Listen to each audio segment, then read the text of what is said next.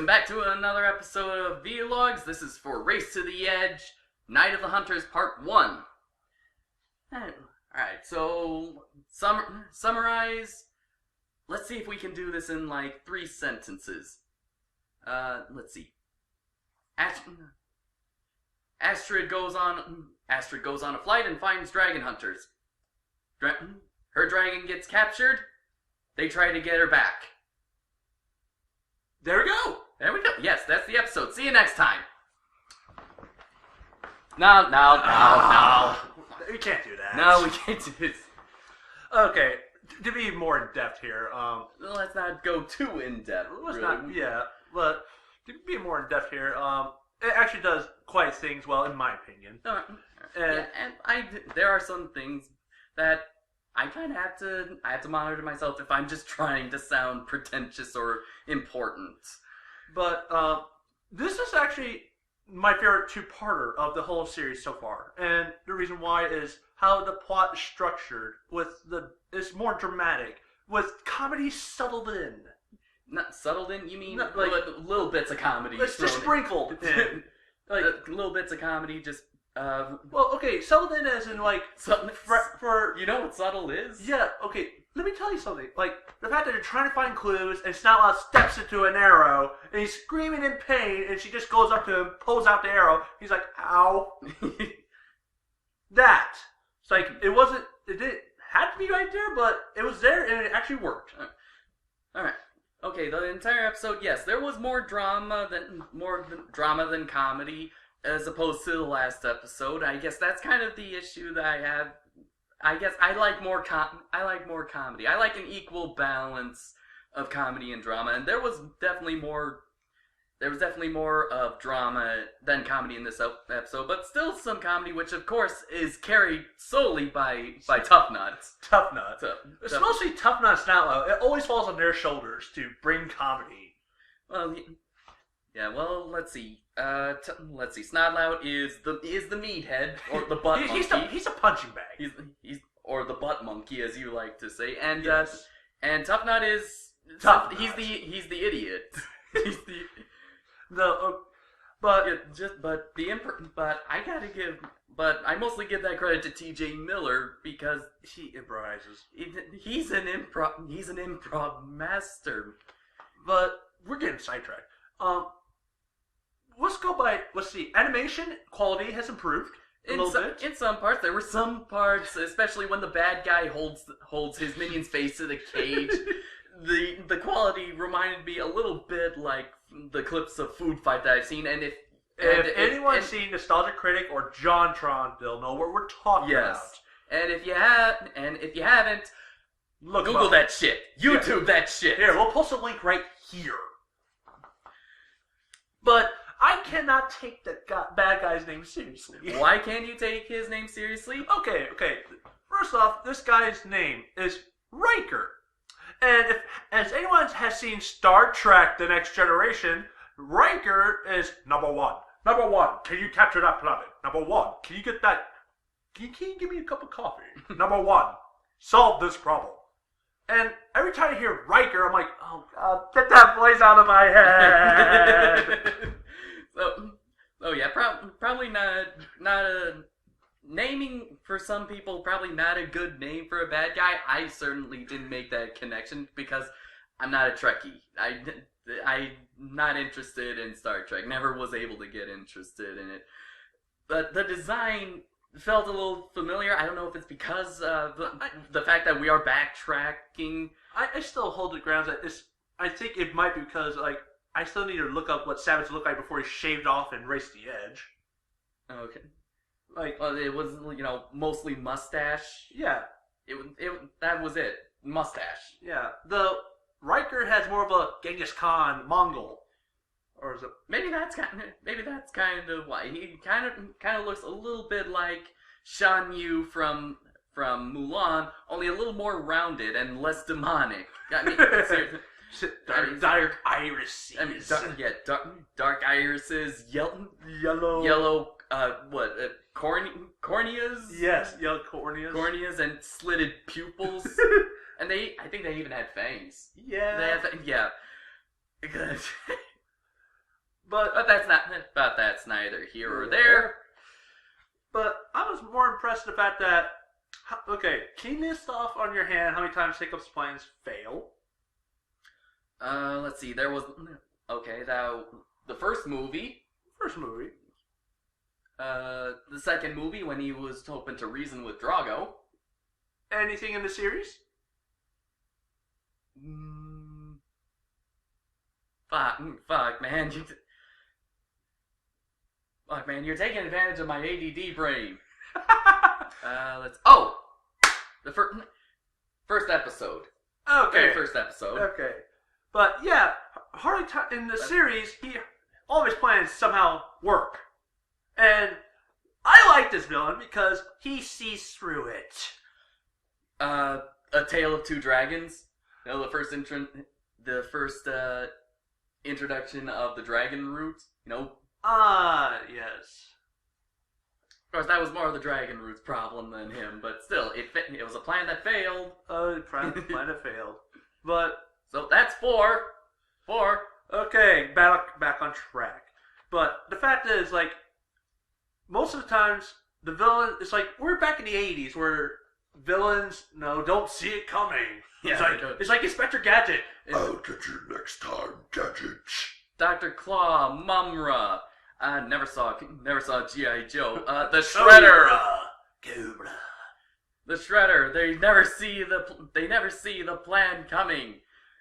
This one, it's kind of refreshing to find out that oh my God, he knew it. He knew what was coming. Yes, though I would say that's Hiccup's fault for underestimating his enemy because these guys are pros at hunting dragons. But he sniffed a natter out. Yeah. So this is definitely someone who knows what he's doing. So yeah, though it might be just Hiccup not knowing his enemy well enough. Mm-hmm. It was still kind of awesome, really. Yeah, it was. Alright, the whole plan was to have Meatla get on board the ship, get captured, because they tip their arrows with dragon root, liquid dragon root or something, or juice. And since Gronkles are immune to dragon root, then he would be able to safely get on board, free Stormfly, and live to another. Love it when a plan comes together. Another successful day. Tra la la. Yes, and before we move on, this is the only badass moment that Fish Lakes ever has, and this is when he breaks out of jail. Stormfly fires her quills and guard. He takes the quill and he said, "This natter can hit a flea off of a yak's fur from 200 yards." And he says it with such a threatening voice, like, "Yes, that's how you make him badass, not the crap and big man on Berk." Okay, I think they got the idea that we don't like big man on Berk. I know, but I'm just saying that this is how you make him look, well, intimidating. Badass? Yes, badass essentially. Yes, he came into his battle-assery. You have to rub that in, don't you? Battle-assery. But alright, but it turns out that he was expecting it. He let them think that their plan was working so that he could get more of the dragons.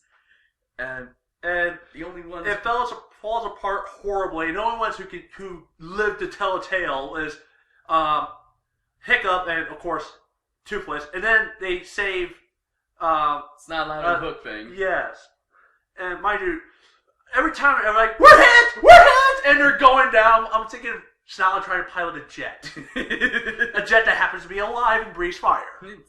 Eject.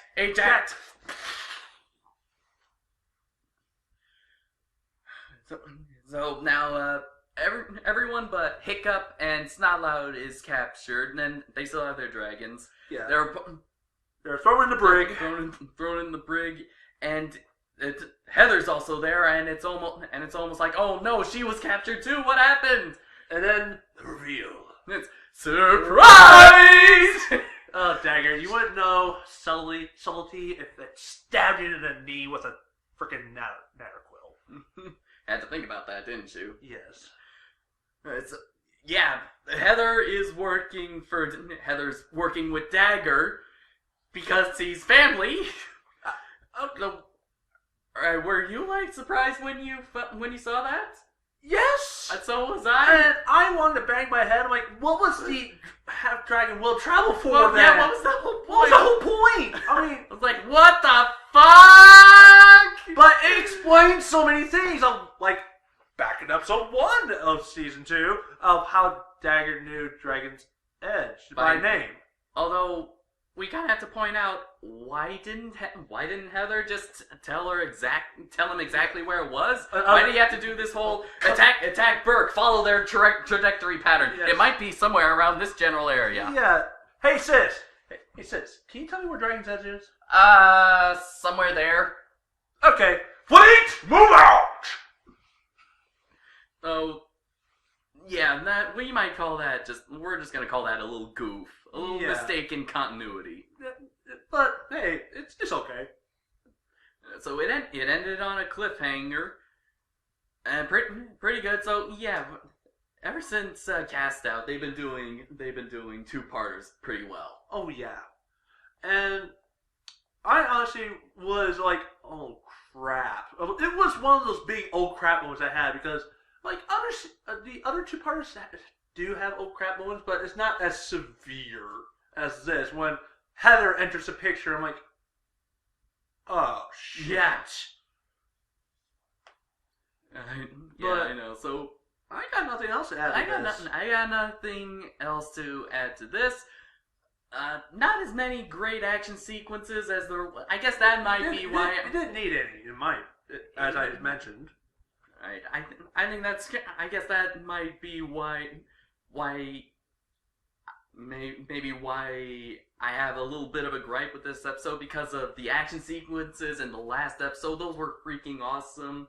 This one was kind of more stealthy, and I found we're going Metal Gear Solid here. I know that's the kind of thing about me. I'm more of a doer. I'll tell you, you're saying I'm more like a Michael Bay fan. I'm like, don't you ever make that assumption again.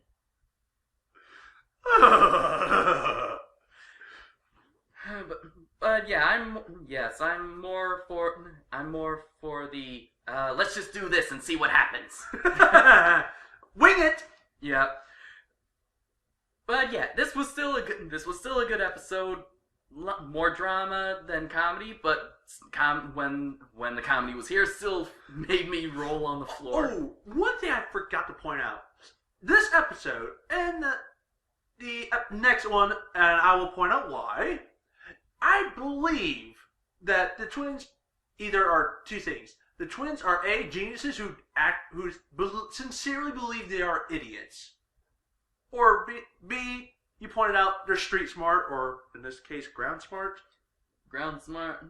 Ground they smart. They just know that they can assess the situation and push it to their advantage. Yes, and how the fuck Tough Nut lassoed, what he did? Tied a rope around his neck and tied it to a tree? It's best not to think really hard about this. Oh my god. I want to know. I want to see this. I want to know what he do. How did he do this? You know, the fact of the matter is, when he tried to enter stealth mode, he was as stealthy as a grunkle. You don't need to know the answers to those questions. I don't need to know the answers to those questions. You want to watch more Race to the Edge so we can do more vlogs. I want to watch more Race to the Edge to do more vlogs. He can go about his business. I can go about my business. Move along.